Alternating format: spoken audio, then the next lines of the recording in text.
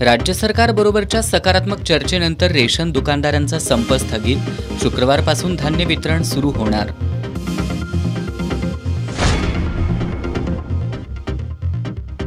आमदार अपात्रता प्रकरणाच्या निकालाचा कोल्हापुरात इंडिया आघाडीकडून निषेध. काळे झेंडे दाखवत व्यक्त केला संताप.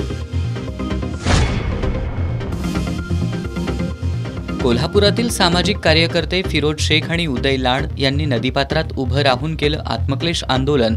पंचगंगा नदी प्रदूषण आणि नदीपात्रातील मंदिरांच्या संवर्धनाच्या मागणीकडे वेधलं लक्ष.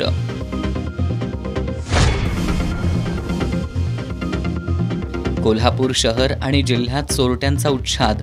सोनतळी परिसरातील 8 बंद घरं फोडली, तर कोल्हापूर शहरात 2 वेगवेगळ्या ठिकाणचे मोबाईल टॉवर केले लंपास.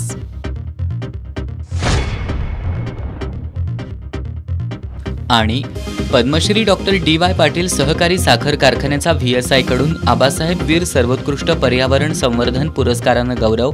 कारखान्याचे संस्थापक डॉक्टर संजय D पाटील यांनी खासदार शरद पवार यांच्या हस्ते स्वीकारला पुरस्कार.